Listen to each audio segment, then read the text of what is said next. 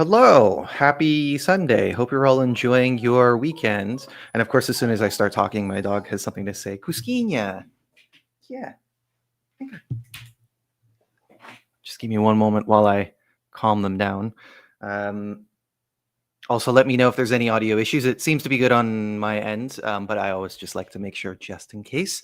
But thank you for all of those who were waiting for me to get on, and for anyone who's going to be joining me today. So the reason why I'm doing this live is because most of you know that this coming week is the EBU's Winter General Assembly happening in Geneva. And one of the outcomes from that meeting will be some sort of verdict on Israel's future participation in the Eurovision Song Contest.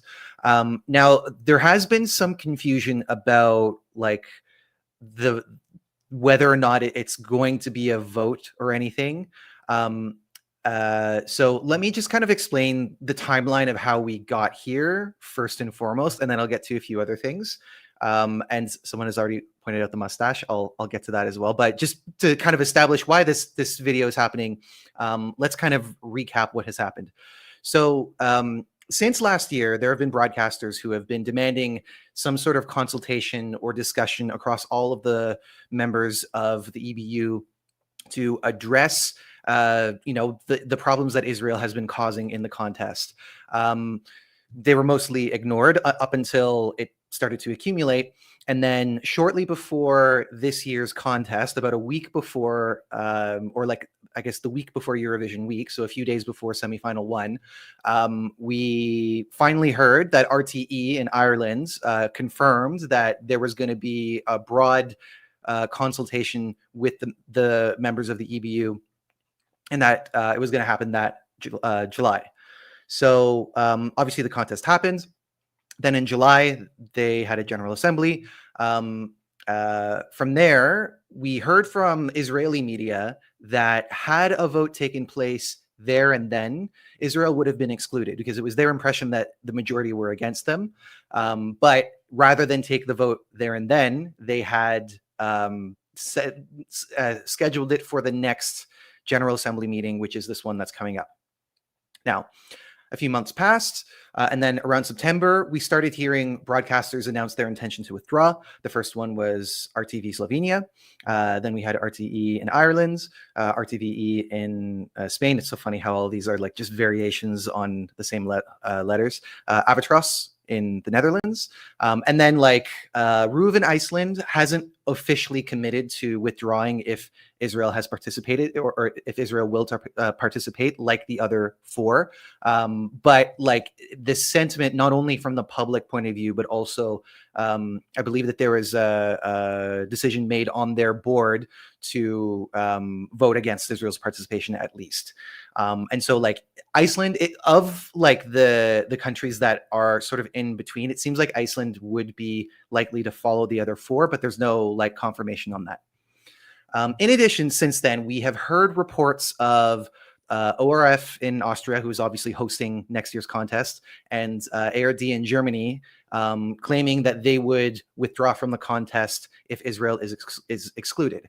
However, these have not come from the broadcasters themselves. The broadcasters themselves have not made this kind of statement. It's been reports from other media, and then there have been, there's chancellors or members of the government who within those respective countries that were in favor of withdrawing or exerting influence to ensure that Israel would stay in the contest, but none of them have made a commitment to withdraw if Israel is excluded. So that needs to be made clear.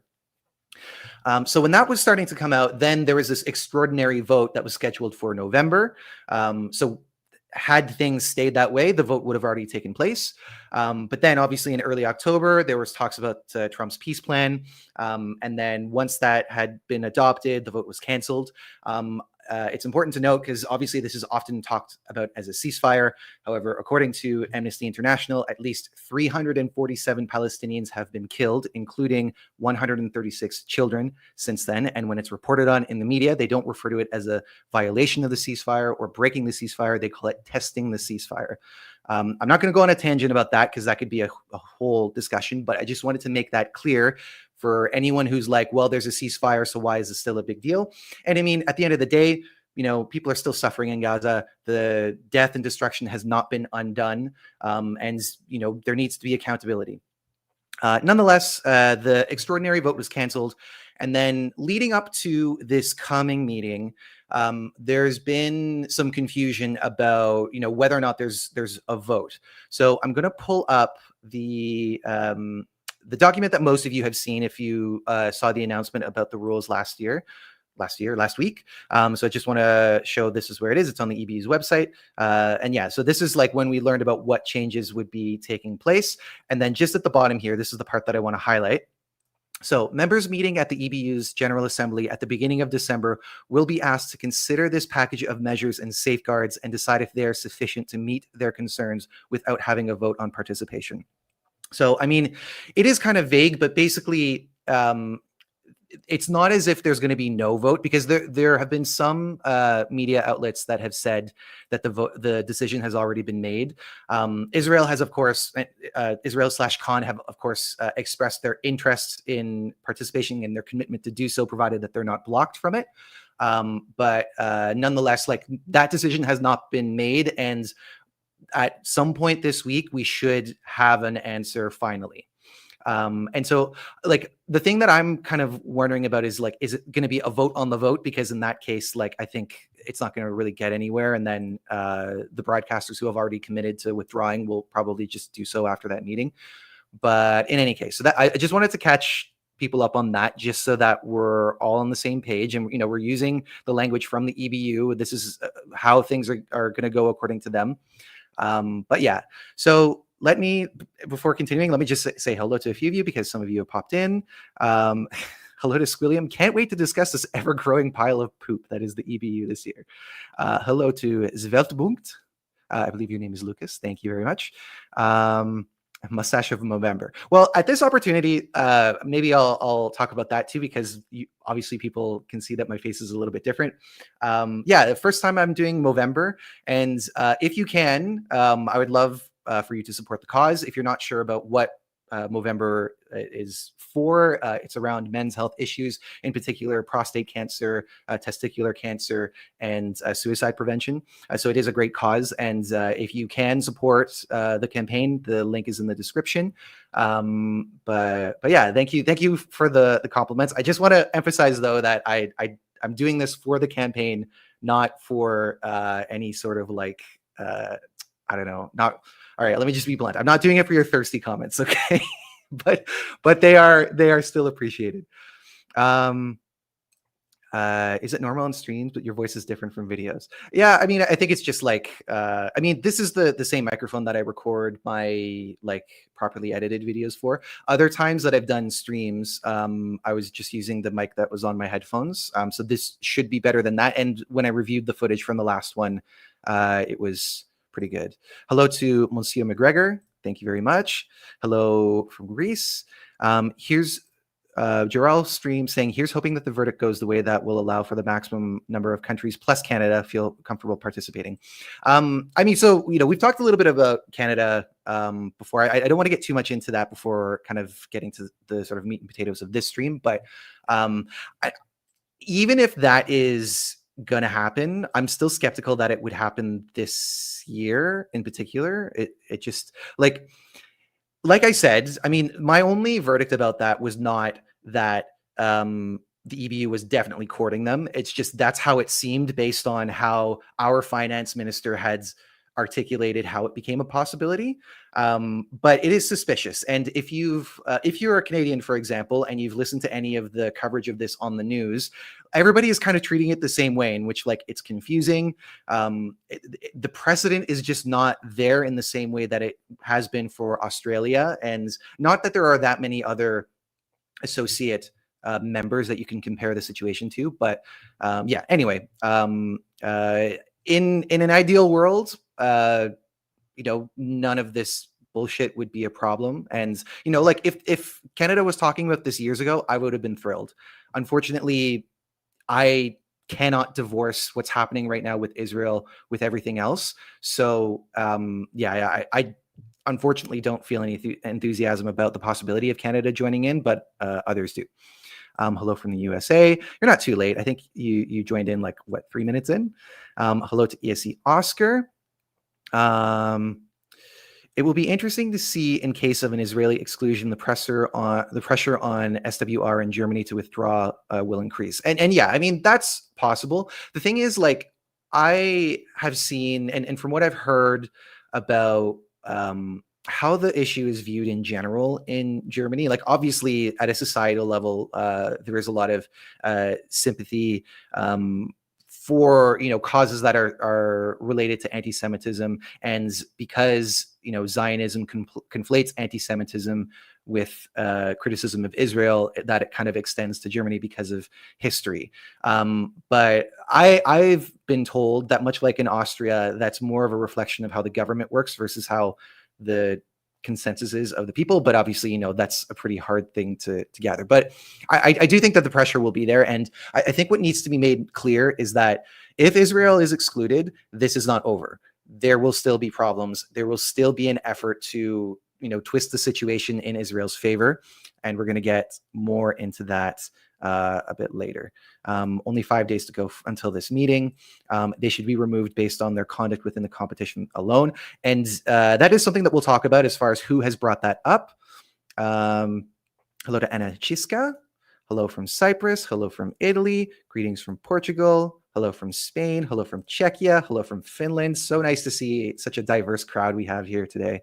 Stuart is just a big fan of France 2014. You know, like, since growing the mustache, that has been in my head more than it used to be. And like, another thing too is that, like, because I didn't watch that contest, I was only familiar with it because of the live performance, which is like, you know, it came last that year. It wasn't that good.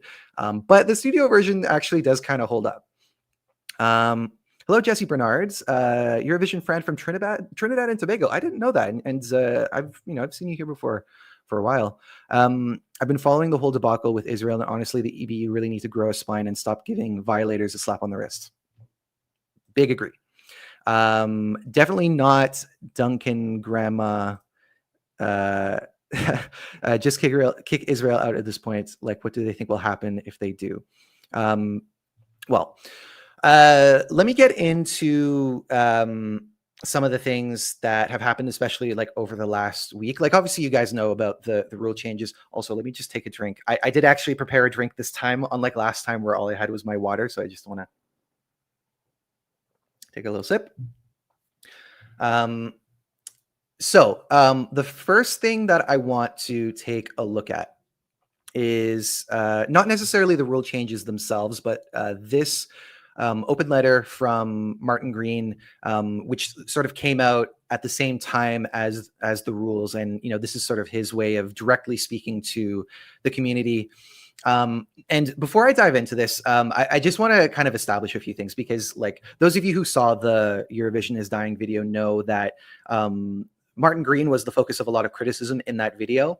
In particular, like, you know, his whole like world as it could be, and you know, the way that he completely contradicted what he's saying now about how, you know, countries don't compete, it's broadcasters, versus what he said in the past. So I just want to make it absolutely clear that I do not see Martin Green as the problem. And some of the discussions that I've had with like other creators, there were a few people who brought up how at the contest last year in the press center in Basel, Martin Green was, you know, attempting to have a dialogue with people, which was not something that previous, not that he's the executive supervisor, but, you know, sort of serving as the executive supervisor. So like, that wasn't something that was like required of him. It was something that he kind of, it appeared to be an initiative on his part. And so like, I definitely recognize that. I do see the effort to improve dialogue. At the same time, he is the face of the organization. And with that, if he is saying things that are misleading or disingenuous, then there is a level of criticism that is warranted with that. So I just wanted to make sure that that's absolutely clear, and that nobody thinks that I'm like putting this all on him. I also think that, like, before Martin Green was brought in, for a lot of people, that was Martin Osterdahl. And I saw many comments online about how, it was all his fault. He was the one that needed to pay the price and all of that. And like, obviously, when you look at any of the language that comes out of a statement from the EBU, they're always citing like their executive board or the reference group, and they're always emphasizing their sort of like democratic values, and omitting certain ones that are not democratic. But in any case, so like, to put all of the developments on any one individual is unfair. At the same time, Martin Green is the one who is the face of the organization, and so like some of that is going to be inevitable, regardless of his personal involvement in decision making. But on that note, let's go through this letter. Take a little sip. And then, okay. So director of the Eurovision Song Contest, Martin Green, CBE, has written an open letter to the Eurovision fan community following an announcement on the changes to the voting framework of the contest ahead of Vienna 2026. So when I wrote to you in May, I said that we would spend the summer looking at the issues raised by our participating broadcasters and fans following the 2025 contest. Over the past months, this is exactly what we have done. I mean, in truth, they didn't really have a choice because broadcasters are threatening to withdraw. So I do take that, like, obviously, there is an effort to make changes for the better. At the same time, like, it was an obligation. So I want to share with you how we've acted on the promises that we've made, shaped by feedback from our members, but also your concerns and your unwavering belief in what the Eurovision Song Contest stands for. One of the clearest messages that we received was the need to strengthen trust in the fairness of the contest, to ensure it remains a neutral space for celebration of music and its power to bring us together. In response, we undertook the most extensive review of our voting framework in recent years, consulting widely with heads of delegation and many directors general from participating broadcasters. The result is a series of significant changes for 2026 that reinforce transparency, accountability, and neutrality. And then here we get into those individual changes, which I'm sure that most of you are already familiar with, but in case you aren't, then you can learn about them here. So firstly, we have strengthened the rules on song promotion to help protect the contest against disproportionate, externally driven campaigns. Of course, a direct response to Israel's government-backed astroturfing campaign from this year and the previous year. While artists, broadcasters, and record companies will and should always promote their songs as part of their professional work and engagement with fans, no broadcaster or artist may now directly engage with or support campaigns by third parties, including governments or their agencies, that could distort the vote. We also want to make it clear that proven attempts to unduly influence results will not be tolerated and will be called out. I will believe it when I see it, I have to say, because from what I can tell, the only time that the EBU themselves had called out an attempt to, manipulate or unduly influence the results was in 2022, where, there were 6 countries: Azerbaijan, Georgia, San Marino, Romania, Poland, and Montenegro, who had been exchanging jury votes. They identified it. They substituted it with an aggregate result to, get to remove what they were trying to do. But as much as they identified it and called it out, there were no consequences. If there were consequences, they were not publicized. But as far as we can tell, there were no consequences. Some of those countries ended up withdrawing the following year, and the majority have come back, and so it's like, well, great that you identified it, but how do you deter this behavior? So that's why I'm like, I will believe it when I see it. And then this helps ensure the Eurovision Song Contest remains a space driven by artists, their music, and their fans. We have reduced the maximum number of votes possible per payment method from 20 to 10. Now, a number of people have kind of brought up how like reducing it from 20 to 10 doesn't necessarily negate the possibility of astroturfing campaigns or, vote spamming. So there's that side of it, but also votes per payment method. This is deceptive, because while they have used this language in other statements that they've communicated, when you watch the show, the hosts do not say per payment method. The hosts say you can vote up to 20 times. And then again in French, vous pouvez voter jusqu'à 20 fois. So that language, when you hear it, implies that it should be 20 votes per person. And by saying per payment method, basically means that if you have multiple credit cards, then you can use, instead of it being 20 votes, you can do 10 votes per payment method, right? And then we'll kind of circle back to this on when they talk about strengthening the security, but we will continue for the time being. This is an important change that recognizes that although the number of votes previously allowed did not unduly influence the results on previous contests, there were concerns expressed by participating broadcasters and fans alike. The reduction is designed to encourage more balanced participation, and we will more actively encourage audiences who wish to use the maximum 10 votes allowed to, in the spirit of the competition, show support across several competing songs and artists. So they say we will more actively encourage. They don't say that they will require. And so that sounds to me that it sounds to me like you can still put all your 10 votes towards one song. Now, it's possible that they might incentivize votes for other songs. Maybe that, like, you know, you can kind of buy like a package of votes in which it will be cheaper if you spread them out. That could be a way of actively encouraging without prohibiting. But I think at this point, a lot of people are questioning, why does anyone need to vote multiple times for the same song? And I mean, if you want to spread out your votes in a way in which you're still giving more weight to one song over others, then a cap of like 3 should be fine. And then you can even do it in a way that, like, you put your first vote for one song, and then if you want to put another vote towards that same song, you have to give a second vote to something else. And then, like, you can sort of, they can almost have them as like notches. And then when you apply a vote to another song, then the notches open up for one more space so that you can put a second vote towards a song that you already voted for. But anyway, that's just how I would do it if it was up to me. And so this change is probably the one that has received the most positive reception. Another important step we have taken is restoring professional juries to the semifinals for the first time since 2022, returning to a roughly 50-50 balance between jury and audience votes across all shows. The reason why they say roughly is because of the rest of the world vote. The rest of the world does not have a jury that goes with it. But nonetheless, yeah, so basically they're undoing the changes that were supposed to be a response to the vote swapping scandal from 2022, in which no one was penalized.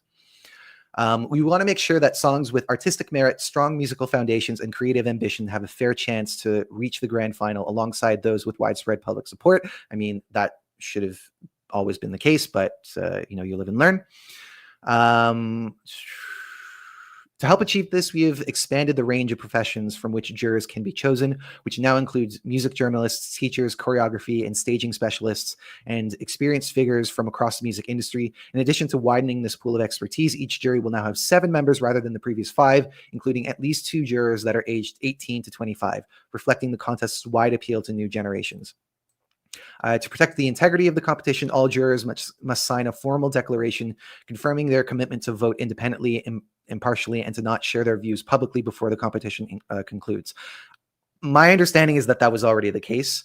And so to me, this is kind of like how when you, how last year they were like, we're going to make sure that everybody understands what the code of conduct is. But when it came to the actual code of conduct, there wasn't really that much that was changed.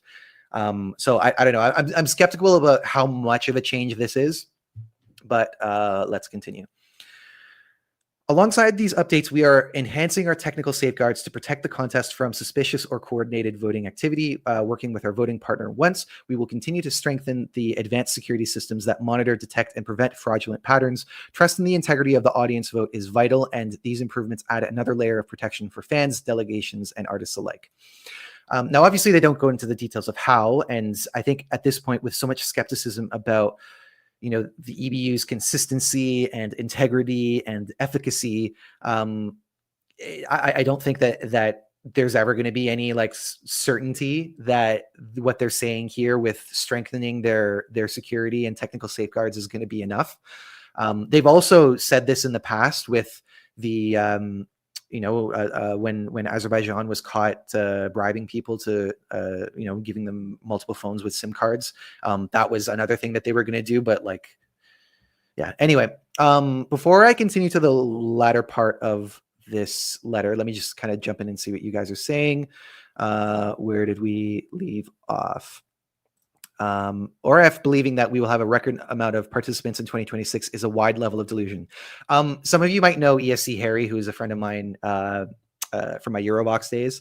I loved the post that he had because he shared that quote from Ronald Weissman, who we will be talking about in just a bit, and talking about how it's a record number of participants. And he's like, yeah, but he doesn't say which record because it could be a record low, right? Anyway, in this context, I'm not so happy to represent my country, Germany. Yeah, and I can understand why. Hopefully we'll get a lot of countries. Here's a good argument. If Israel is committing genocide, then why can't Russia be in Eurovision? And I mean, this has always been kind of like where people see the double standard to be, claiming that the contest is not political, but Russia is excluded, making up this thing about how the problem at the point of the full-scale invasion of Ukraine was that Russia's broadcasters were too close to their government, as if that started then and hasn't been a thing forever. Yeah, so this is there. I don't think they're ever going to properly be able to shake this, although obviously like the EBU and broadcasters themselves have been trying to push back against that and bring up all of these secondary reasons. Of course, all you have to do is look at, let me just remove this off screen so I can be up here for a little bit. All you have to do is just look at the previous statements from before in which they said that, having Russia participate would bring the contest into disrepute, but Israel doesn't bring the contest into disrepute, not whatsoever. Yeah, because it's not controversial to speak out against Russia, at least in Europe. Just looking for questions. Oh, okay. Well, this could be interesting. German here. I promise many people here are very much against Israel's participation. Sadly, the government doesn't really care. They are so afraid of being perceived as Nazis that they fund a genocide. Yeah, and another thing that some people may or may not know is that Germany is one of the biggest weapons suppliers to Israel. I believe they're either second or third after the United States. And then the UK is up in there, and Italy is like not far behind. Hi, Stu. In Australia, the EBU should not be holding a vote. I'm really annoyed that the clear violations occurred last year and they were allowed to enter the contest in 2025. They should have been removed. I mean, and yeah, like, it's already in the rules that if you weaponize the contest, if you instrumentalize the contest or politicize the contest, that is not allowed. And they say that will be like I don't remember what the exact language is, but they claim as if like they're going to really act strongly against that, much like how they do in this letter, but they're making excuses. So I agree. There's really no need for it to be a vote because there is no other country that that these rules apply towards, like apart from the 50-50 jury televote thing, but that's kind of a separate matter. But everything else is because of Israel's actions. Just as last year's updates to the code of conduct and introducing spaces in which there would be no filming allowed, and requiring the head of press to be notified if somebody's going to take a video of another artist, all of that was because of Israel, all of it.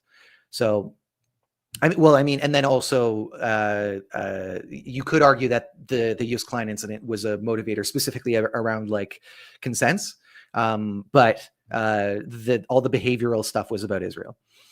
I don't remember the reason why Turkey left Eurovision. Was it money?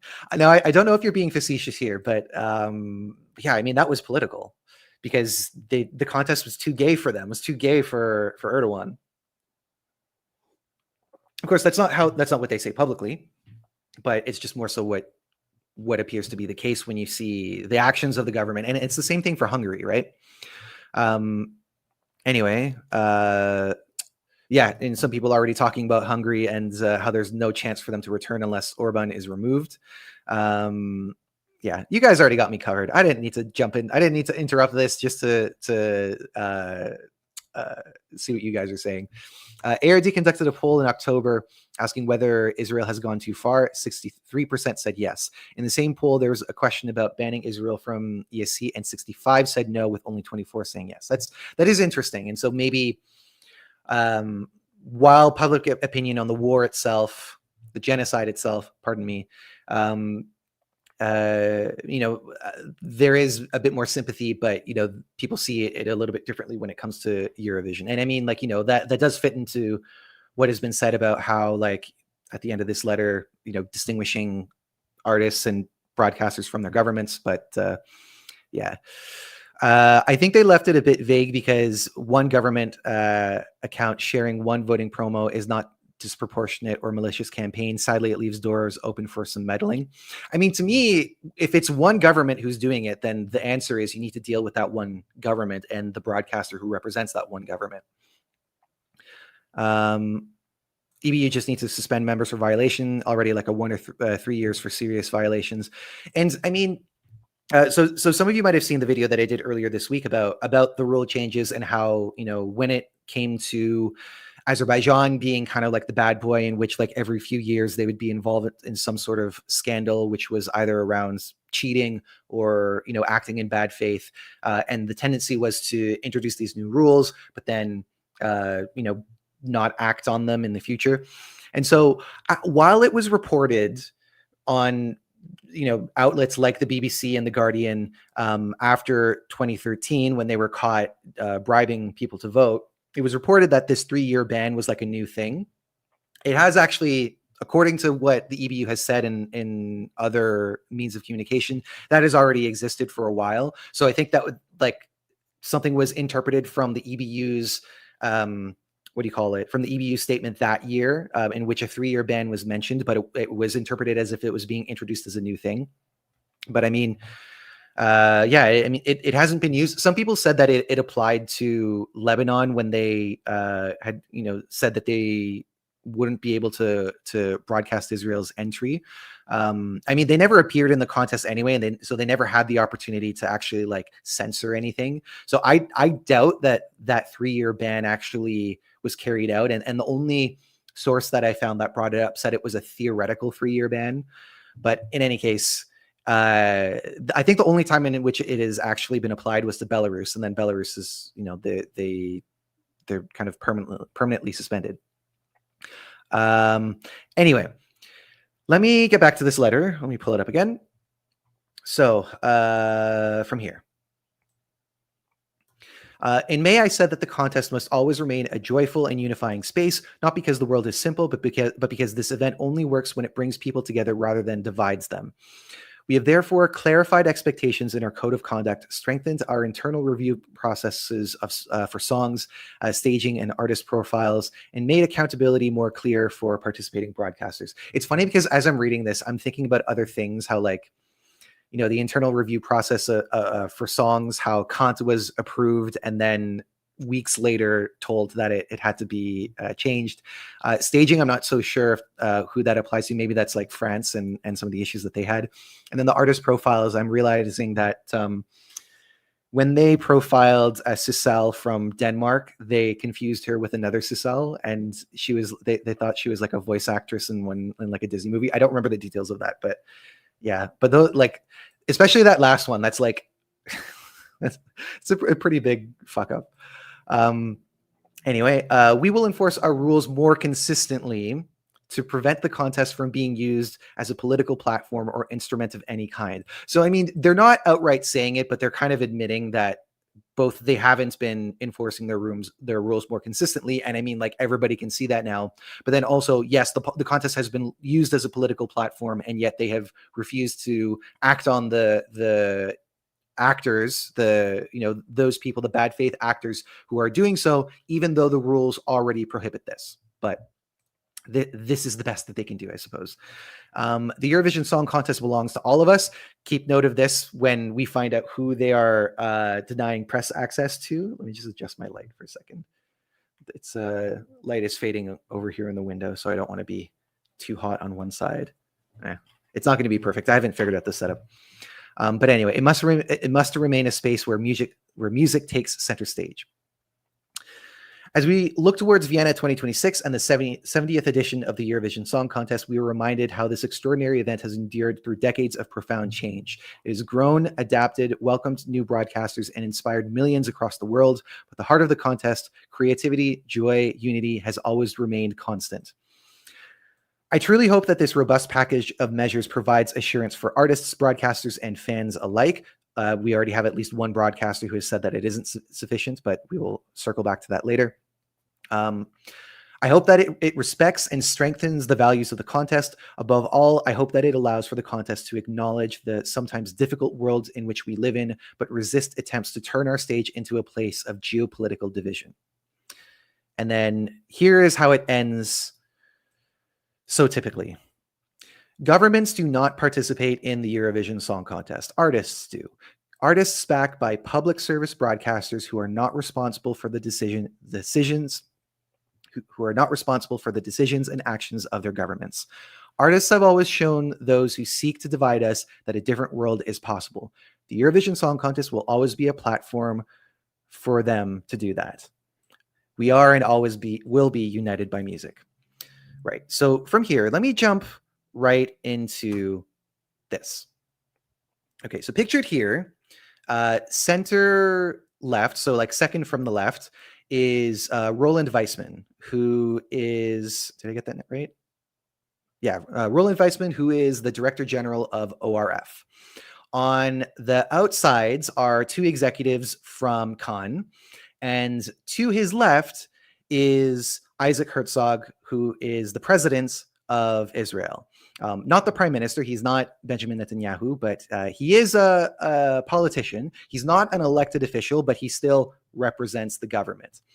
So Roland Weissman had made a trip to Israel earlier this month to essentially like assure them that they were going to do everything that they could to guarantee that Israel would take part in the contest. And from Cannes, it says, Weissman insisted that Israel is an inseparable part of Eurovision while meeting with Herzog and Yochvaz at the president's residence in Jerusalem. So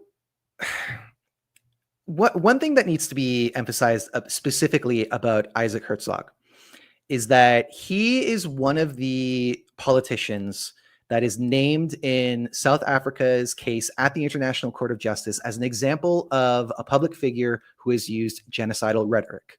Specifically, this. It's an entire nation out there that is responsible. It's not true. This rhetoric about civilians not aware, not involved, it's absolutely not true. They could have risen up. They could have fought against that evil regime which took over Gaza in a coup d'etat. But we're at war. We are at war. We're at war we are defending our homes. We're protecting our homes. That's the truth. And then when a nation protects its home, it fights. And we will fight until we'll break their backbone. So this is the guy who Roland Weissman, the Director General of the host broadcaster of the next edition, is shaking hands with here. So don't give me this crap about how the governments are not involved. Like this whole, let me just pull it up again. I know it doesn't need to be necessarily emphasized, but I want to add the visual here. But this whole like government/countries don't participate in the Eurovision Song Contest thing, at best is a technicality. I don't think that anyone out there thinks that the governments are the ones that facilitate the contest. But at the end of the day, the broadcasters who participate, all with the exception of RTL, who represents Luxembourg, they're all publicly funded. And we've seen, as has already been mentioned with countries like Turkey and Hungary, that when their policy takes a shift against certain values that Eurovision has been known to promote, like, LGBTQ representation, that all of a sudden they start to disappear because it is not in line with their government's vision.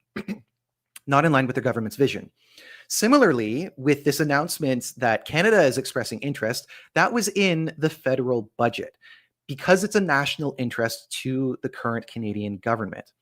So like this guy, Isaac Herzog, in a few years, he might be in The Hague.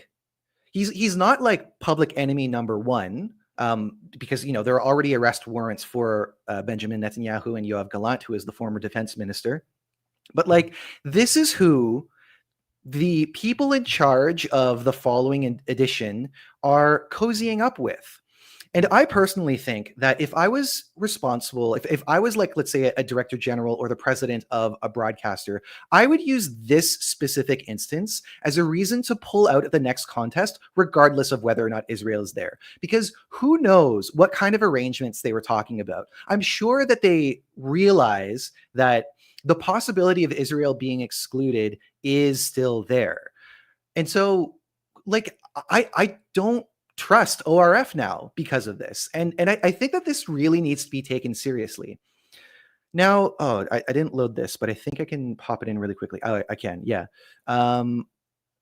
There was someone who called them out on this. And some of you might already be familiar with who this is. This is somebody who was included in the Eurovision is Dying video. Jose Pablo Lopez, who is the president of RTVE in Spain, who obviously has been, one of the biggest voices against Israel's participation. So he called this out specifically, and what he's first responding to here is that it was reported that ORF was reaching out to other countries, other broadcasters like RTVE in Spain, to kind of dissuade them against, fighting Israel's participation. And so what he says here at the top is, they haven't called here. The president of Austrian TV, ORF, has indeed met with the president of Israel to make clear the politicization of the contest. Wasn't this supposed to be a festival where countries didn't participate, but rather the television stations? That's what the EBU said.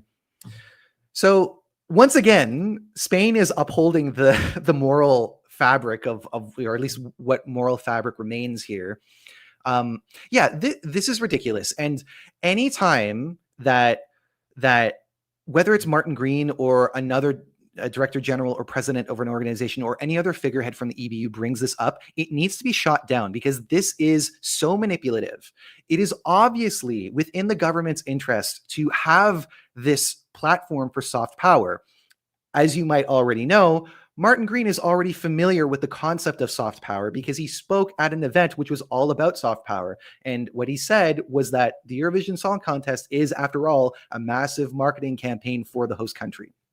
So yeah, I mean, like, it couldn't be clearer that Israel needs to be removed. The existing rules should already allow for it. And if they, I'm not even going to entertain this idea that they don't, because they do.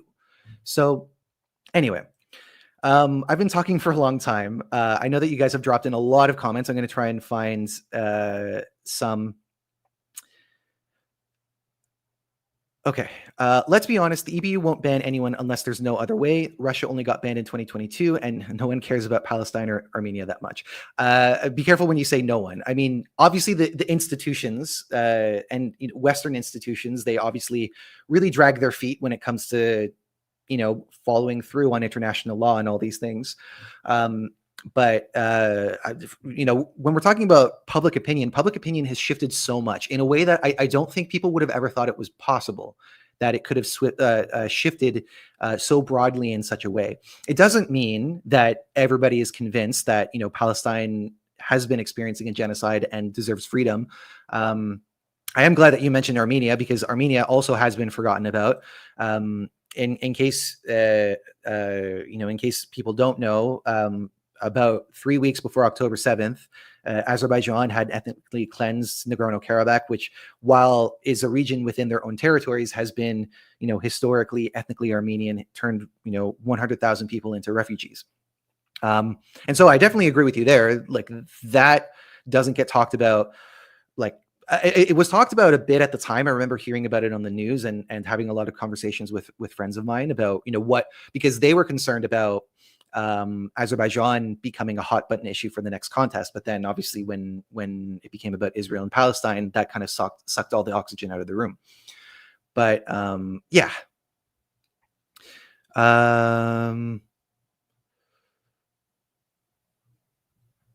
What else are you guys saying? Nice to see you, Harry. Diego Rodriguez saying, I'd like a ranked vote, but for anyone who wants to vote for just one song, they still can, but that song will only get 1 point instead of 12.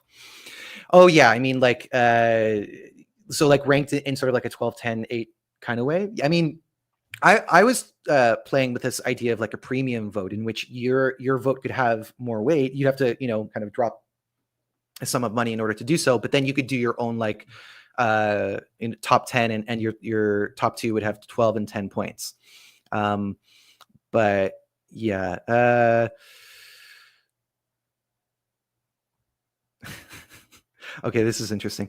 At this point, I almost believe conspiracy theories that someone on Israel's side has some brutal collateral on General Assembly members. What hurts is that Vienna is only an hour from where I live. Oh, so you won't be going, and yet you're tempted to do so. I'm half Austrian. I have family of mine in Vienna that I actually saw after this year's edition, and it would be a great opportunity to go back, but I just can't do it anymore.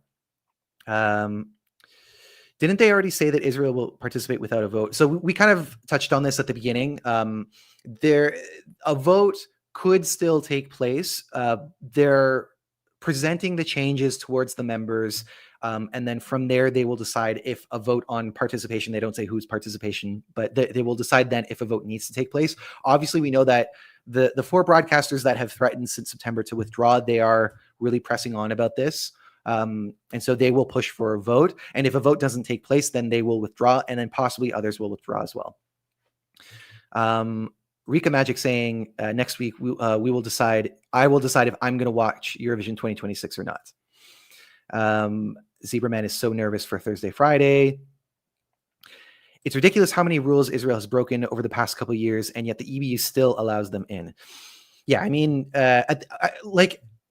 aside from like the general animosity, which obviously like, perhaps it's just fuel for them and people who still believe that like Israel can have a genuine win at this contest. And that's another thing to consider too. Like, now that we know the lengths in which they have gone to manipulate the score, like it is hard to treat any future success with skepticism. And on that note, I'm going to pull this up. So this is from the video from earlier this week, in which we talked about the kind of pattern of behavior of Azerbaijan and how it led to rule changes without any discipline on their end. And so these are the positions of every song that Azerbaijan has competed with since their debut in 2008. The only one that is missing is obviously 2020 because that contest was canceled. So from this 8 over here, after where this line is, the second 8 that you see, right, the 20 that follows that is jumping from 2019 to 2021. But anyway, look at this line. 2013 is the year that they were caught cheating. And look at the line. It goes 8, 3, 5, 1, 4, 2, and then dives to 22, 12, 17, 14, 30. So like obviously anything below 25, 26 is a non-qualifier. 8, 20, 16, 34, 36, 37. And on that note, I do also want to pull up the article from 15 Min. Where is this? Is it this? I think so. Yeah. Okay. So this is from 2013. This is the investigation that 15 Min, the Lithuanian outlet, had, in which they had discovered that this was happening, that there were agents who were acting on behalf of the Azeri delegation who were bribing people. And I bring this up because, as I mentioned, like, in Martin Green's letter, he talks about enhancing technical safeguards to protect the contest from suspicious or coordinated voting activity. The interesting thing is that so they have a transcript of the interview here. And when you read what these agents had said, they already know that if they aren't careful about how they go about this, or if they weren't careful about how they were to go about this, they would be caught. And so at one point, they're saying, according to the rules, you can vote up to 20 times from one phone. And then Sergey, who is the man they identify as an agent on behalf of the Azeri delegation, you can vote 20 times, but it won't work. Only Telemaxima, the mobile service provider, allows 20 votes. 20 votes won't work because it's too expensive or because there's not enough time. Service providers would get suspicious, a network overload. We've done this before in different countries. This is how the technology works. Otherwise, we would have groups of 20 people, give them 10 phones and have them send 20 text messages each. But that would just overload the network and produce no results. Understood? The phone number for voting will be on TV. The phone number is 4179. You will need to text 20 because that is the number of our performance. Text costs 2 litas. Once the voting is over, we collect your SIM cards, check how many texts have been sent, and then pay everyone individually. So they already knew that they had to be careful about how to go about this. And now that it's not a matter of 20 times per phone, but it's 20 times per payment method, I imagine that they had to relax that to some degree, because otherwise you would be encouraging people to use multiple forms of payment, but then only counting some of them. So there is a big disconnect here between, oh, we're going to strengthen our security systems to avoid like vote spamming, but then also you can, if you have more than one credit card, or you want to borrow your friend's credit card so that you can put all your votes towards the country that is committing a genocide. Like something's not adding up here. But anyway, I thought that was an interesting thing to point out. Is there any real chance of Israel being excluded? So this is something that I want to answer, and I'm going to try and articulate it as best as I can, because obviously this is kind of the question that's on everybody's mind. So is there a real chance? Yes. If I had to make a prediction, and I want to emphasize that this is me kind of analyzing how the conversation has evolved since December. This is not based on any kind of like inside information that I have. It's not based on, I don't know if there's any other way of articulating that, but basically, if I had to make a call on what will happen, my feeling is that Israel will stay, and that the broadcasters who have committed to withdrawing will withdraw. What that means about Vienna 2026, I don't know. It could mean that the contest is no longer financially viable for other broadcasters, and then they have to withdraw too. And then it could kind of snowball into this big thing in which it's a significantly smaller contest. But I also just feel like it will just be a smaller contest, and it will happen anyway in Vienna in May, when it's supposed to happen. But again, I want to emphasize that I'm not. That's not because I know something that other people don't. It's just simply because of the way that the conversation has evolved since September. The fact that the peace plan has been a convenient way of assuming that there's a ceasefire when there's been all this killing, and a way of excusing the need to act on Israel in cultural realms. I just feel like now that the pressure is off the broadcasters, they don't want to be the ones. They don't want to be the first ones to force Israel out. Because at the time when this extraordinary vote was going to happen, there was also the UEFA vote was supposed to take place, and then when the peace plan was introduced, then that got canceled as well.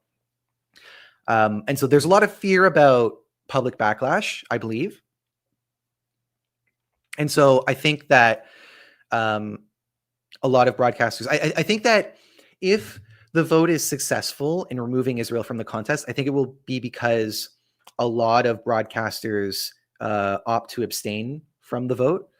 I don't think that there's going to be that many who vote in favor outside of the ones who have already committed to, but I could be wrong about that. And that's where I'm going to bring up something else. Some of you might have seen this already, and I believe I got this video from the ESC Discord X account. So thank you guys for ripping that and for providing subtitles for this. But This is Cornald Maas, who has been the commentator for the Netherlands for Avatros for many years. He's speaking on a discussion show called Eva, I believe, on Avatros. And this was around the time that these announcements were coming out that all these broadcasters were going to withdraw. And so I'm going to pull up this clip. And so if you're, these have subtitles, they're not, the audio is not translated. So if you're just listening, you might want to look at your screen for this, but I can try and summarize it as well at the end. So here it is. Was jij betrokken bij het besluit van Avatros om niet mee te doen aan het Songfestival als Israël meedoet? Nee, ook de rest van de selectiecommissie overigens niet. Ik heb natuurlijk wel steeds gesprekken met de leiding van Avatros, maar het was hun beslissing die ze vrij acuut op een gegeven moment naar buiten hebben gebracht. Op de dag dat we trouwens ons eerste selectiecommissiebraad hadden. En ik heb er natuurlijk wel een aantal dingen over gezegd. Onder andere heb ik gezegd tegen de leiding, ja, kijk, je kunt het besluiten, je terugtrekken. Maar als je niet zorgt voor heel veel steun van andere landen, als je niet één front vormt, kan de EBU ook denken, oké, nou prima, die paar landen vallen af, de karavaan trekt verder. Dat was jouw zorg eigenlijk? Nou ja, dan zou je eigenlijk niks hebben bereikt. En sindsdien is er wel wat gebeurd, omdat er nog wat andere landen zijn bijgekomen die ook hebben gezegd, we doen niet mee als Israël. 5 landen zijn 5 tot nu toe, ja. Spanje, Ierland, Slovenië, Nederland en IJsland. Is dat effectief? Nou ja, er komen er waarschijnlijk nog wel een paar bij, vermoed ik, zoals Noorwegen, Finland, misschien België. Maar veel landen, dat merk ik ook. Onze head of delegation was vorige week, Claudia van der Pas heet zij, bij een bijeenkomst in Kroatië, waar al die hoofden van al die delegaties waren. En die kreeg daar toch wel van vrij veel mensen, tot mijn eigen verbazing ook wel, verrassing te horen van, heel goed dat jullie dit naar buiten hebben gebracht. En wij willen dit eigenlijk ook, maar we zoeken nog naar mogelijkheden om dit op die manier naar buiten te brengen. En je hebt soms ook situaties bijvoorbeeld, zoals in Portugal meen ik, dat de omroep daar ook nog heel erg de steun van de politiek nodig heeft om zo'n soort besluit naar buiten te brengen. Dus het is niet zo eenvoudig voor de verschillende landen om die beslissing te nemen. Het was in ieder geval een beslissing die heel veel losmaakte. Okay, so in case you missed it, basically he was asked about whether or not he was involved in the decision to not exclude Israel, but the decision to boycott if Israel participates, and he says no, but that basically happened at the very first meeting. And then he talks about, the various other countries that are supporting it. And he had outlined that if Avatros was the only one to do so, then, it probably wouldn't be so effective. But obviously, they have support from other broadcasters as well. The most interesting thing that he says is that the head of delegation, when they were at the meeting that happened in September in Croatia, she had a lot of conversations with the heads of delegations of other countries in which they said, like, good for you for doing that. We would like to do something similar, but we're looking for the right opportunity to do that. And then he uses Portugal as an example, saying that they apparently also want this too, but what they need is political support. Surprise, surprise. Portugal, I believe, still has a right-wing government, and correct me if I'm wrong about this. I know that I do have a few people from Portugal who follow me. So, it's kind of another example of how, like, obviously the decisions of the broadcasters are going to be in line with that of the governments who give them the money to execute their mandate. Obviously, there are some exceptions. Like, it's my understanding that Avatros, because of the previous government, I think they had a change in government recently, but like they've been taking some heat over this decision to boycott over Israel, but I'm not 100% caught up on that. He also talked about Norway, Belgium. Who was the other one that he mentioned? Let me look through here. Dan zou je eigenlijk niks hebben bereikt. En sindsdien is er wel wat gebeurd, omdat er nog wat andere landen zijn bijgekomen die ook hebben gezegd, we doen niet mee als Israël. 5 landen zijn 5 tot nu toe, Spanje, Ierland, Slovenië, Nederland en IJsland. Is dat effectief? Nou ja, er komen er waarschijnlijk nog wel een paar bij. Finland was the other one that he mentioned. Now, a lot of those countries, Norway, Finland specifically, they have like kind of indicated that it's a possibility, but they aren't being as concrete as the 4 that we already know about. But who knows? And especially if you get like the big big Nordic countries. I don't know if that's like really accurate to say, but obviously, like, we know that the Nordic countries are like so thoroughly invested in Eurovision, and they have a lot of influence over the production and all that. I mean, especially Sweden. I do think that it would be pretty significant if both Norway and Finland withdraw. I think that might cause Sweden to think twice, which is interesting because, like, Sweden, I believe, is one of the few, and Norway, I believe that they both recognize Palestine, but not that means everything. Anyway, let me remove this. Yeah.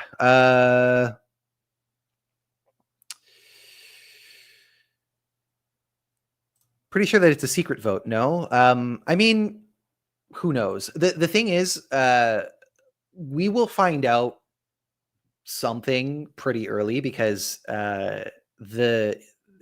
like with the previous meeting that happened in July, it was like leaked to the media. Like the broadcasters aren't going to be the ones that come out with it themselves unless they're like explicitly stating their intention to withdraw. And who knows, maybe they'll be really forthcoming. Like as soon as the decision is made, then they're going to drop that statement right away. But yeah, I don't know if we're going to know exactly like who voted what. I do remember hearing some people say that it was going to be a secret ballot. This person saying Sweden is not happening. Our government is insane. But yeah, I realized that I didn't finish my thought on something because I started talking about Azerbaijan. But something to take away from this is like in 2013, the EBU had said that, like, firstly, their campaign, their bribing astroturfing campaign, it wasn't successful, and that they were able to detect it, and that they weren't able to like tie it to the delegation or the broadcaster. But like, one thing to consider as well is like, it's possible that they could have intercepted some of that activity, but then missed. Like they would only know what they were able to intercept. They wouldn't know if they missed any of it. And also at the time, like we wouldn't have known what the future results would have been like. But now that time has passed, and now that we can see this clear divide between before this was found out and after, the data suggests that it was happening for years. And like, again, in that article, that agent is like, we've done this before. So it's not a certainty, but it basically raises the fact of the matter is that we don't know what was genuine and what was a result of bribery. And the same can be said with Israel now. Like, now that we know that this is what they do, we don't know how their previous songs would have done without the campaign, nor will we know how their future songs go. And so like, now, if they do win the contest, I did see somebody. I think I'm gonna miss it if I try looking back through here, but I did see somebody say like they would rather just see Israel win and the EBU live with the consequences. And I'm like, yeah, let them have their win, because it can only be a hollow victory at this point. Now that we know that they're willing to do this astroturfing, and that, like, you know, to the people in Israel, like it doesn't even matter if it's genuine to them, then yeah, like let them have that victory that they so like desperately want, and then see what the contest really represents. There was somebody, now that I think of it, I'm going to throw this in as well. This was a comment from, I hope I saved it here. If not, then I'll just skip it. But there was a comment from the Eurovision is Dying video from an Israeli who articulated things very clearly. Let me see. Yeah, I might be looking through this for a long time. But in any case, he was like, I'm Israeli and I agree with this video 100%. As to your question about what does what do our people get out of this, like, you know, fake result, and it's validation. They desperately need to be validated, and they'll get it in any possible way. This is coming from an Israeli, not from me. But yeah, I think I've if you look at my Instagram on the highlighted stories, I did include that in the highlight specific to that video, so you can find it there. But yeah, I mean, any victory, any success that they can have now will be hollow, and so like it's a wonder as to why anybody still wants them in the contest. And the answer is that because they think that if they you know, uphold them to the same rules that everybody else is upholded to, I don't know if that's the right word, beholden to, then it makes them look anti-Semitic. And that says a lot about nowadays. hello to Hayden. Even if Israel are allowed to stay, at the very least, it should be the result of a democratic vote instead of a small bunch of EBU execs. Yeah, and so like that's also another thing of how long it's taken to have a broad member discussion about this, and how like things have been only left up to the reference group. I think it's becoming more and more clear that the reference group is not properly representing the interests of the entire membership, which is what they're supposed to do, right? So maybe rather than having a reference group, maybe they need to have a governing body in which every single broadcaster has a voice. Obviously that's like logistically a lot more difficult, but yeah. Okay, there's another thing that I wanted to pull up here. So I already brought up this tweet from Jose Pablo Lopez, the president of RTVE, the Spanish broadcaster. So you guys might know that a few days ago, on Thursday, I believe, there was a Senate committee that was asking the president of RTV a lot of questions that related to the broadcaster's activities.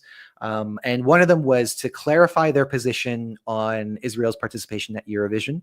And so I've added subtitles to this. Again, if you're listening, you might want to look at the screen. This one's a little bit longer than what Cornald Maas had said, but here is his response to the question about like, has anything changed in RTVE's position? Muchas gracias, señor Morales. Parece que esta pregunta pues ha levantado alguna expectación en los últimos días y voy a intentar fijar cuál es la posición de Radio y Televisión Española y la posición que vamos a llevar a la Asamblea General que se va a celebrar la semana que viene en Ginebra, concretamente el día 4 y el día 5. Mire, la posición de Radio y Televisión Española no se ha visto alterada. Eso es lo que puedo plantear desde un inicio. Mantenemos la misma posición que hace unos meses cuando dijimos que la presencia de Israel en el festival era insostenible por dos grandes motivos. En primer lugar, por el genocidio que se ha perpetrado en Gaza. Yo sigo pensando, como presidente de la corporación, que el Festival de Eurovisión efectivamente es un concurso, pero que los derechos humanos no son un concurso. Y esto me parece que debemos tenerlo en cuenta.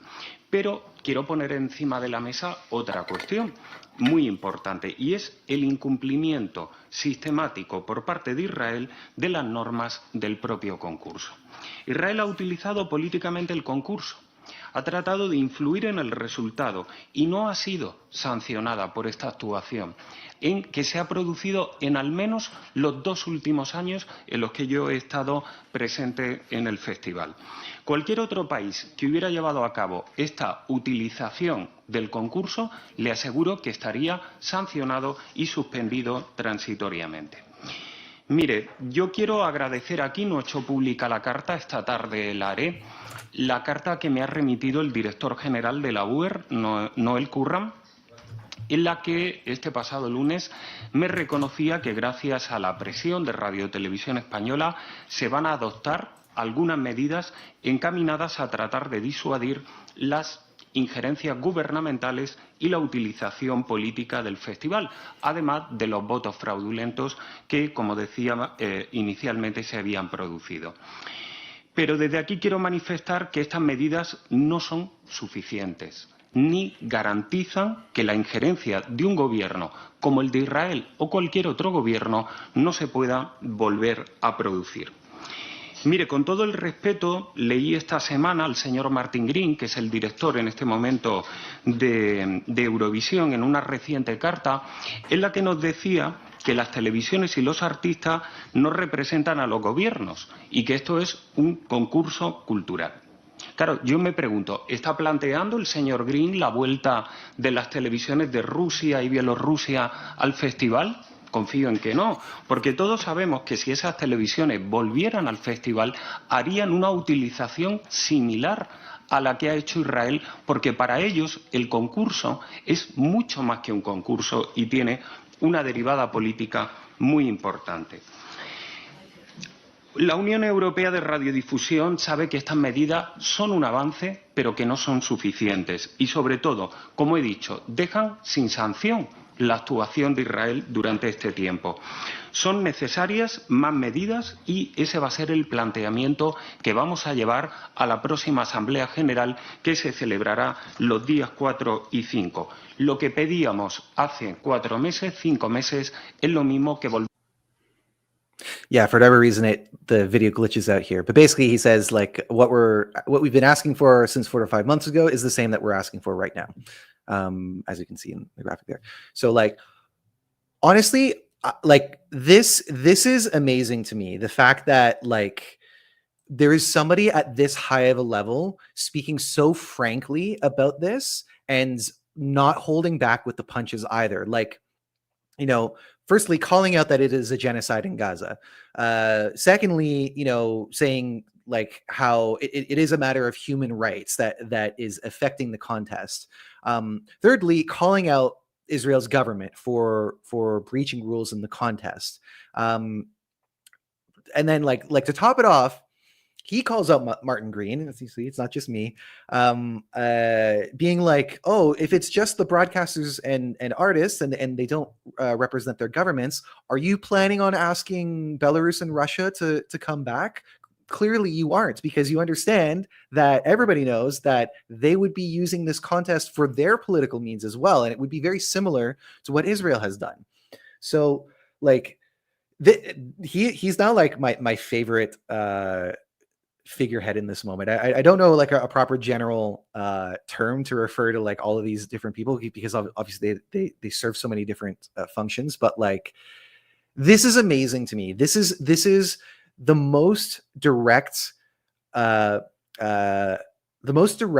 discussion on the issue at such a high level. And like obviously with some of the statements that we've seen from other broadcasters, they have also been direct. Like Avatros's statement also, I believe they refer to it as a genocide and called out the government exploitation.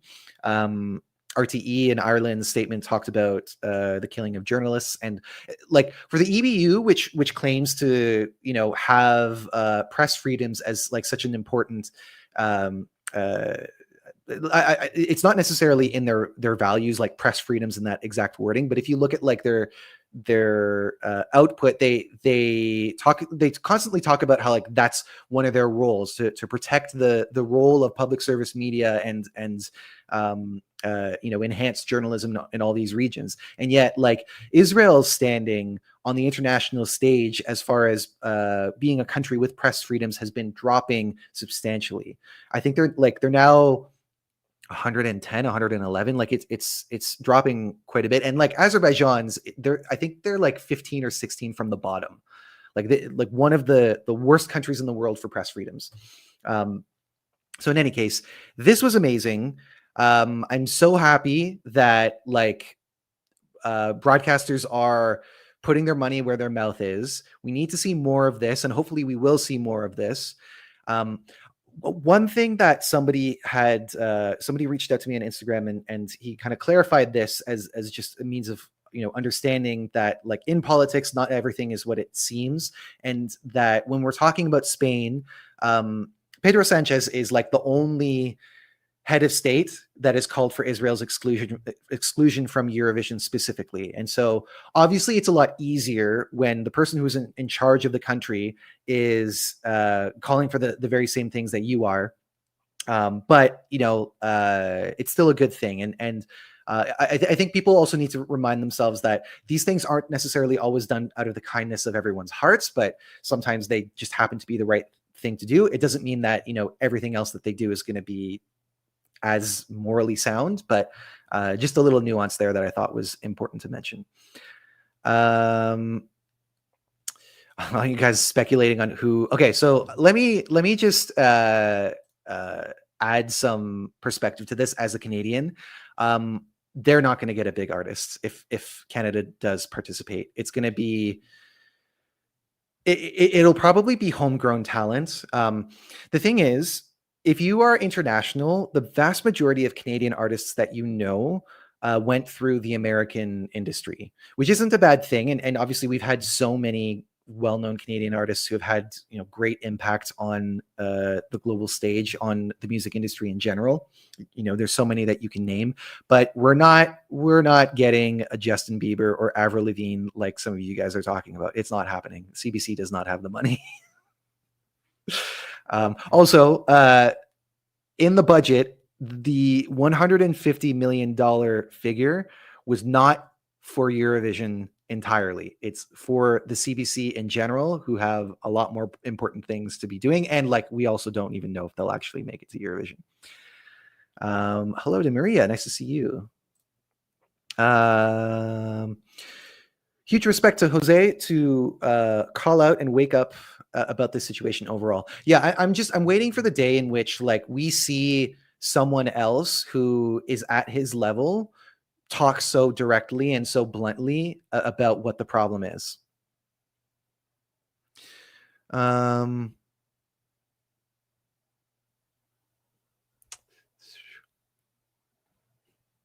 Blows my mind that the leader of an independent, politically neutral broadcaster uses the word genocide. Clearly not an established fact, very much disreputed. UN Special Inquiry, Doctors Without Borders, Amnesty International, countless other human rights organizations. But one of these things that has been lost in this post-truth era is the ability to when you don't know something, to ask somebody who would know.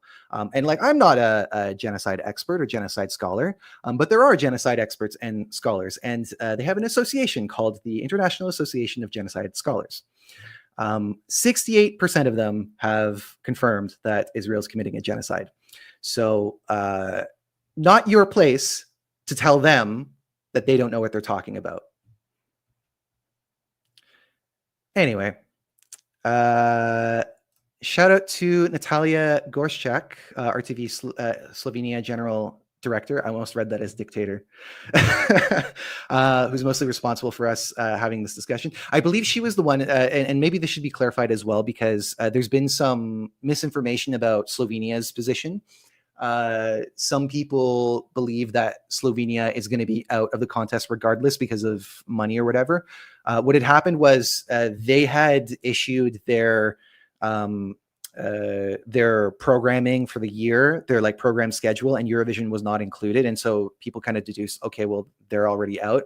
But then this might have been her, Miss Gorszczak, who had clarified that if Israel is actually removed from the contest, then they will be, they'll be revising their schedule so that Eurovision is included. That is what they say. Maybe we'll find out that that's not the case. But anyway, what else? Love how you and World Vision are big Canadian ESC content creators. I don't see myself as big. I've had recent success.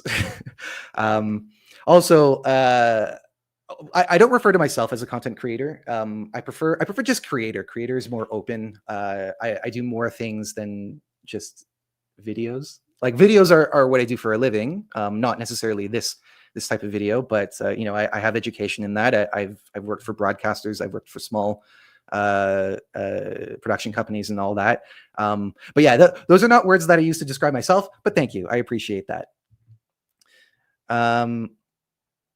Oh yeah, so saying here, the programming schedule for RTV Slow is just a draft, so it can be easily revised. And I mean, it's not as if those things are set in stone. It's just sort of outlining what the programming will mostly look like for the majority of the year. Which of the core programs are going to be in what spots. There are always adaptations to program schedules. They're made on the fly, so it really means nothing.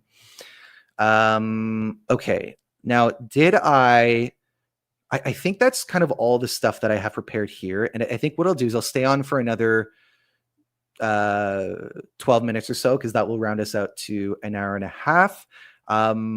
You can get in your questions.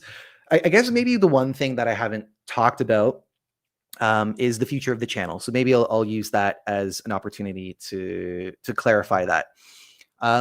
So it's not as if this is the first time I'm saying this, but this will be the first time that I say it in this much detail.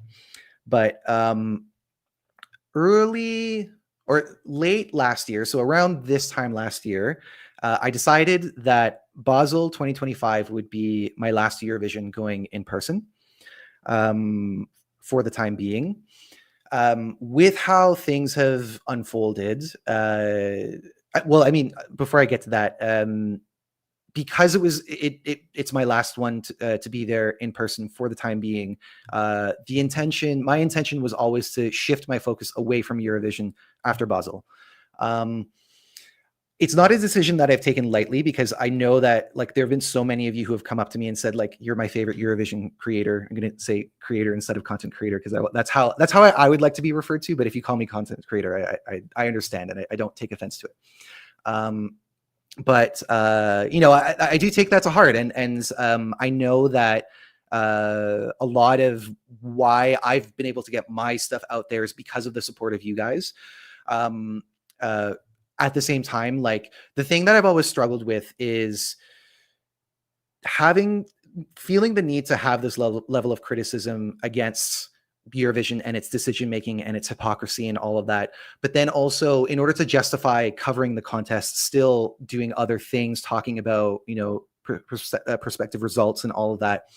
And in the first year that I did my own channel, I had no problem with making videos in between national selections and the actual contest. But then, you know, since then, the contest has been in hot water, and it's been harder for me to justify it. I didn't want to seem ignorant to the problem, this very serious problem that a lot of people are still not talking about directly. So yeah. I need to move on. I'm moving on a personal level too, because like I already am not giving the contest my money. Songs have already been released for national selections that are coming this year, and I just have no interest. That does not mean that there will be no more videos about Eurovision. In my last live, I did say that there was another video that I would have wanted to have out around this time, but as I was working on it, I realized that it was becoming a bigger and bigger project. And so it is my intention to see that through. And I think that with the additional time that will be given to it, I think it will be even better than it would be if I was trying to do it quickly, or, you know, like not dive into things quite as much. And I'm going to be looking for opportunities to bring in other voices for that too. So it won't just be me and my perspective. But yeah, so with that said, this is going to be the same, irrespective of the decision that is made later this week on Israel. Like, again, on a personal level, my interest in the contest is quite low.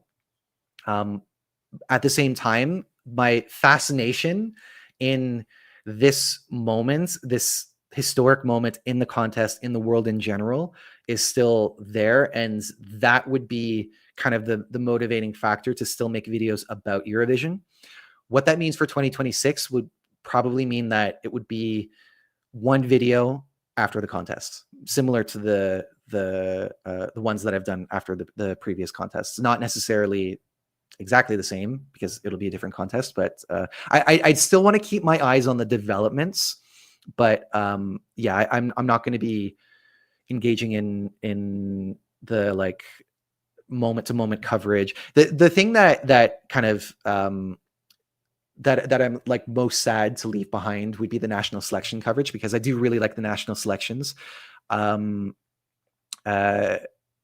you know, doing those videos, like, I think it's really cool because, you know, you come across songs that aren't necessarily like Eurovision ready or Eurovision appropriate, but they're still good songs.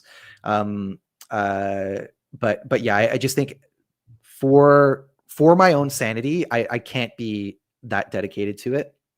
But there will be other things that I do, and I don't want to make too many promises about what to expect before I actually have a concrete idea of what I want to do with the channel. But the channel will still exist, and with that in mind, if this means that we part ways, if you're really only interested in me because of the Eurovision like day-to-day coverage, no hard feelings. I totally understand. But some of my favorite creators have been the ones who have made me interested in topics that I wouldn't have otherwise been interested in. And there is an idea that I have that kind of addresses that, and just kind of talking about video creation and, you know, content creation, since that's the term that a lot of people use. But yeah, so anyway, I think I've spoken about that enough. I'm sorry if this disappoints anyone, but I'll still be around. I'm not fading away into darkness. And obviously, there will be follow-ups, especially with respect to the decision that gets made. That will be acknowledged. But yeah, anyway, would it be sensible to expect any of the broadcasters, other than the ones who have already spoken up, to release a statement announcing their position for the vote during the assembly next week? Yes, it is possible. And I think that, as I've mentioned earlier, it is my feeling that Israel will stay. But who knows? Maybe there will be more that come forward, even like in the days leading up to the General Assembly. I'm not going to count on it, though. And I think at this point, we should just kind of take things at face value for the time being. And then if the discussion starts to shift, then maybe we can reevaluate that.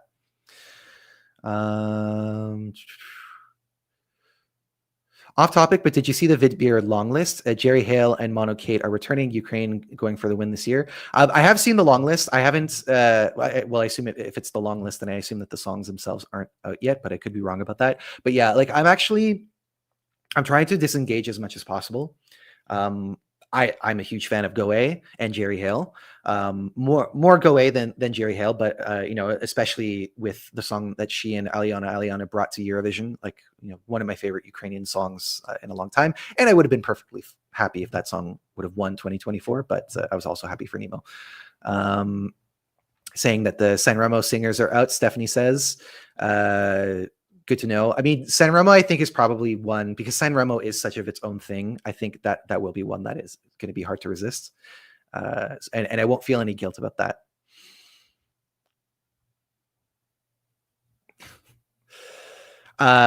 I disagree with your opinions on cont'd Israel, but I respect the decision to walk away rather than carry on making money from ESC like most ESC fan media. I make peanuts from this. I do not do this for the money. And I know that a lot of people have, when they're short on lists of things to criticize me for, because they don't like confronting the reality of the situation, they assume that I'm doing things cynically or for the sake of money. This is not a money-making gig. You have to be, your audience has to be a lot bigger. A lot of those people are also doing sponsorships because that's how you get the big bucks. I am not doing this for the money because I have a job of my own. The decision that I'm making is irrespective of Israel's presence. Okay. No Finca, but it does seem like a decent Vidbeer list already. Yeah. I really liked Finca's first song. That might be one of my favorite Vidbeer songs. Okay.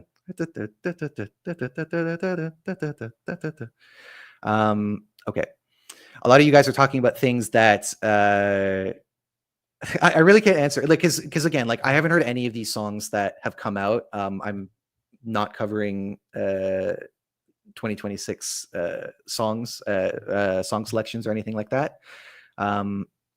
Well, let's see this one. Can you imagine that this Benidorm Fest has some awesome songs? In any case, Spain is making the right choice. We'll see. I really feel like the best Benidorm Fest was the very first one.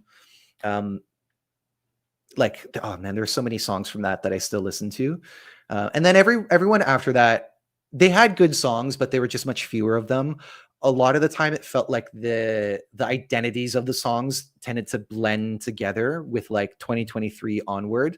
Whereas in 2022, each one felt like it was in its own lane. There was maybe a couple that you could confuse with one another, but I